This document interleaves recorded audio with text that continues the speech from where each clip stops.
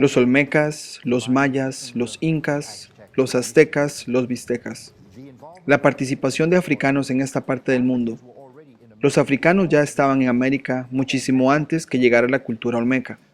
Pero cuando ves a la cultura olmeca, las cabezas olmecas, verán que hubo una presencia aquí en América, en el Golfo de México, que construirán las pirámides en esta área del Golfo de México, incluyendo Tres Zapotes, San Lorenzo y otras áreas. Nunca se nos ha presentado esta información antes. Nunca se nos ha presentado esta idea de evidencia de Ramsés III, un faraón, Nesupiti, de la dinastía XIX. Hay evidencia de él en el río Mississippi, hay evidencia de Egipto en América que data de milenios atrás. Tenés que poner la base de cómo los africanos habrían tenido que hacer para poder encontrarse en este lugar del mundo. Y lo que encontramos son tres corrientes oceánicas que salen de la costa del oeste de África y que llegan al continente americano o hemisferio americano. De África al continente, de regreso a África. Hay una en el medio y otra en el oeste de África. Hay otra que está cerca de la parte sur de África, conocida como la corriente Benguela. Estos cinturones, casi como rollos en movimiento, ellos pueden venir simplemente estando en su bote con el viento, solo poniéndose en una posición en la que el bote viene en dirección a esta parte del mundo. Así que sabemos que los quemetistas o egipcios, los suníes, tenían este poder. Sabemos que tenían los botes capaces de hacer el viaje hasta acá, junto con el hecho de que tenían diferentes maneras para energía, sea viento o caballos. Sabían cómo viajar en las aguas para ganarles a las corrientes oceánicas y a los sistemas de viento. Sabían de las estaciones para saber cuándo estarían a su favor los vientos para viajar. No solamente es posible, pero lo hicieron. Pero ustedes lo pueden ver en la civilización de los olmecas, de los mayas, los egipcios. Hay aproximadamente más de 100 pirámides en el Mississippi. Esta es nuestra tierra, somos del noroeste de África, presentes acá en lo que hoy en día se llama América. Es un hecho conocido que está ahí, pero lo que pasa es que si te digo que mi sistema escolar por 12 años y por otros 12 años te voy a educar en mi universidad, solamente vas a tomar directamente lo que yo te diga. ¿Ves lo que te digo? Hasta que alguien llegue y diga, no, esto es lo que somos. Hay un libro, bueno, de hecho, un diccionario Webster de 1937-39 que habla de la definición del término América. Y dice que son las razas nativas aborígenes color cobre encontradas en el continente por los europeos. Son las razas nativas aborígenes color cobre encontradas en el continente por los europeos. Nuestros libros de historia, lo que nos enseñan no es verdad, es una mentira. Un libro de historia te está mintiendo. Ustedes necesitan saber esto, tienes que saberlo. Lo que la ciencia ha encontrado ahora, aunque haya sido ocultado en su mayoría, esto no es enseñado en su escuela pública. Aunque será, la historia que los niños están aprendiendo hoy no va a ser la historia que se contará en los próximos 25 años. Va a ser radicalmente diferente. Ahora saber que es un hecho que muchísimo antes de Colón, hubo 4 principales migraciones de negros a América, diferentes partes del continente. Y ahora se sabe que el reinado de Malí del oeste de África tuvo muchísimas flotillas de buques mercantiles y que estos reyes negros del oeste de África empezaron su navegación a través del Atlántico hacia México mucho antes en la historia, 900 años después de Cristo. Aproximadamente 200 años antes de Cristo, hacia el tiempo de Cristo, en otras palabras, hace 2000 años. Es evidente ahora que hubo negros con muchas riquezas del oeste y norte de África y que vinieron, si lo puedes creer o no, pero hay evidencia sólida para probarlo ahora, al sur del estado de Illinois. Les explicaré cómo pasó esto. En 1932, nuestra era, hubo un hombre que iba por ese lado del sur de Illinois, un explorador de cavernas. No sé si están familiarizados con el sur de Illinois. Está por el río de Cincinnati. Hay un panal de cavernas, miles de cavernas que no habían sido exploradas de ninguna manera. Él estaba involucrado en deportes explorando cavernas, que lo hacía todo el tiempo. Es un trabajo pesado, ya que estas cavernas son estrechas. Para hacer la historia corta, entró en esta caverna que nadie había visto antes y se metió estrujadamente en una de estas estrechas entradas y de repente estaba en este enorme cuarto y en este cuarto encontró sarcófagos, ataúdes, tapas de ataúdes hechos de piedra, las paredes llenas de historias, historias con símbolos de hombres y mujeres, con vestimentas del mundo antiguo. Y luego en el piso encontró pilas de miles de rocas negras que tenían grabados perfiles de personas, no indios, pero cientos, era gente negra, todo en formato de perfil. Fueron hechos de un tipo de roca que solo se encuentra en el sur de Illinois, dentro de estas cavernas. Esta roca es como barro, la sacas del suelo y con cincel o bolígrafo puedes dibujar en él perfiles y letras y después lo dejas secar y se convierte en una piedra dura. Estas rocas están apiladas en el piso de la caverna. El nombre de este hombre es Russell Burroughs. No es un arqueólogo, él es un entusiasta de cavernas. La sacó de ahí. Después de algún tiempo, fue difícil ya que el pasaje es muy estrecho y ha logrado sacar casi 10.000 de estas espléndidas tabletas. Su apariencia es de un aspecto crudo en cuestión de la roca, pero los dibujos son bellísimos y muestran los perfiles de gente negra, donde algunos tenían mucha cicatrización, algo muy común en el noroeste de África, algunos usando la túnica que se usa en el oeste de África hoy día también. Otros muestran hombres negros usando un sombrero de navegador y en la parte de atrás se muestra como un tipo de barco o pez. Parece más bien que se retrató a un capitán o a un marinero de algún tipo. 1861. Un agricultor trabajando en el campo encontró una roca extraña en forma de domo color negro y no pudo extraerla de la tierra. Al ir desenterrando, la roca se hacía más grande hasta que desenterró la pieza entera, que le tomó semanas. Resultó ser una estatua muy bien hecha de 2,7 metros, con la cabeza de un africano, no un indio para nada, mostrando características de un hombre del oeste de África. Esta es una de las cabezas olmecas, y esta parte es el casco. Nadie entiende para qué es.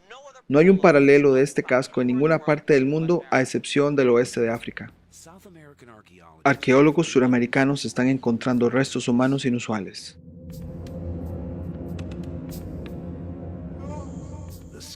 Los esqueletos no son europeos, pero no son indios americanos tampoco. Los esqueletos no son europeos, pero no son indios americanos tampoco. No pertenecen a ninguna de las razas prehistóricas que se haya sabido pisaron tierra en el nuevo continente. Estos esqueletos son tan viejos como la vieja era de hielo. Entonces, ¿quiénes fueron estas personas que descubrieron América? ¿Y qué pasó con ellos? ¿Todos ellos desaparecieron así nomás? ¿O algunos de ellos sobrevivieron?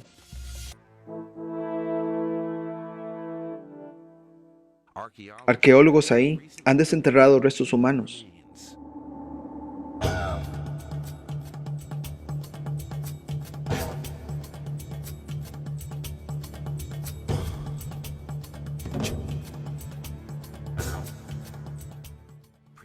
Cráneos prehistóricos se han encontrado enterrados en capas y que datan de 9 a 12.000 años. Son los cráneos más antiguos de América.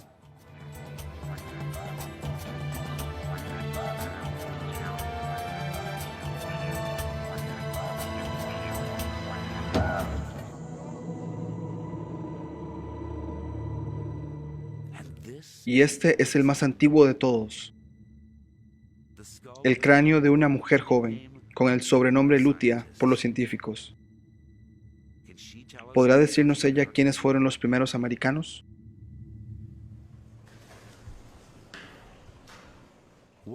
Walter Naves es un físico y antropólogo de la Universidad de Sao Paulo, Brasil. Ha estado usando un método confiable para medir la forma del cráneo para detectar a qué raza perteneció. Él espera que Lutia sea un mongoloide y ancestro de los indios americanos, pero luego pone las medidas en la computadora. Cuando empezamos a implementar la computadora y a ver los resultados, fue sorprendente, porque nos dimos cuenta que las estadísticas, el análisis cuantitativo que estábamos haciendo, nos mostraba que no solamente las personas eran mongoloides. De hecho, el análisis nos mostró que las personas eran de otras razas excepto mongoloides.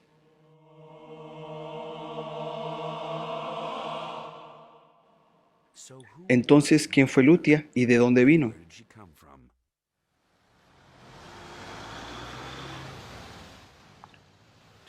Para averiguar el cráneo es llevado a un hospital en Río de Janeiro para empezar el proceso de reconstruir su cabeza. La tarea se le dio a Richard Neve de la Universidad de Manchester de Inglaterra, uno de los artistas forenses líderes del mundo para recrear sus rasgos. Esto para mí es un rostro negro. Tiene todos los rasgos que se asocian a un rostro negro. Las proporciones del rostro no dicen nada de ser un mongoloide. Una reconstrucción es confirmada por las medidas de Walter Naves, tomando todos los cráneos. Mi primera reacción fue no creerlo, pero como los resultados se repetían y se repetían tantas veces, y el resultado era el mismo, son muy similares a las encontradas en África y nada similares con mongoloides en Asia o con los indios americanos. Son muy similares a las encontradas en África y nada similares con mongoloides en Asia o con indios americanos.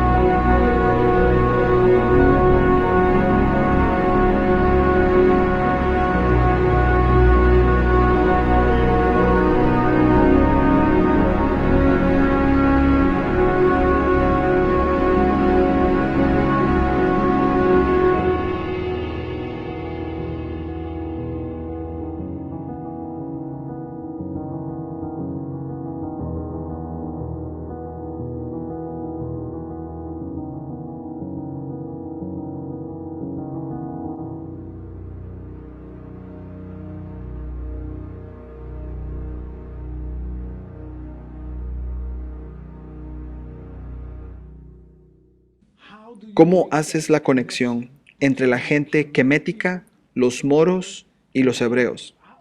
Es como un chino hablando de cuál es la diferencia entre chinos y gente de piel clara amarilla y gente de piel negra amarilla.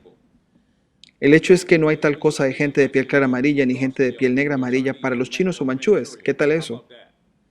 Va de la misma manera con nuestra gente identificando su sistema de creencias como su identidad de línea de sangre, la cual es una indicación de que ni siquiera saben lo que es civilización básica.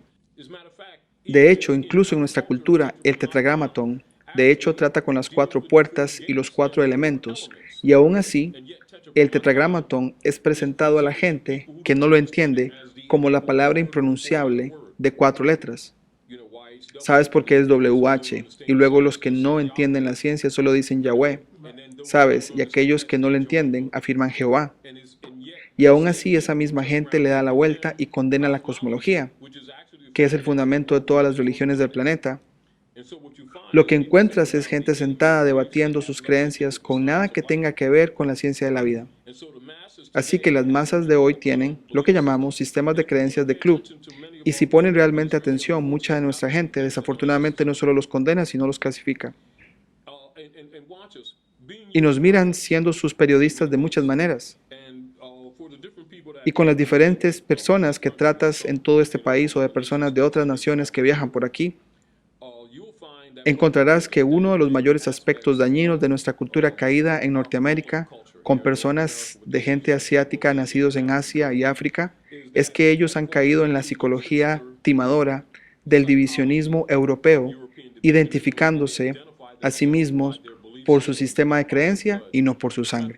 De hecho, no reconocen a un ser asiático sin línea de sangre, lo que es desde luego el porqué. Si prestas atención a nosotros, nuestra gente se esconde detrás de las llamadas creencias hacia esta invitación del poder que ninguno de nosotros posee. El poder que necesitamos en nuestra unidad. El poder que de hecho perdimos por haber llegado a estar divididos con nuestro sistema de creencias intrascendente, del cual se puede trazar en la historia y que no tiene ninguna fundación arraigada en la cultura rasta o los fundamentos originales del Islam o Yahudi o lo que llamas las filosofías, las cuales son filosofías gnósticas y cosmológicas, los elementos micro y macrosomas metafísicos del estudio de la Tierra y la efemérides por la cual orientamos al gobierno. ¿Cómo haces la conexión entre la gente quemética, los moros y los hebreos? Es como un chino hablando de cuál es la diferencia entre chinos y gente de piel clara amarilla y gente de piel negra amarilla. El hecho es que no hay tal cosa de gente de piel clara amarilla ni gente de piel negra amarilla para los chinos o manchúes. ¿Qué tal eso? Va de la misma manera con nuestra gente identificando su sistema de creencias como su identidad de línea de sangre, la cual es una indicación de que ni siquiera saben lo que es civilización básica.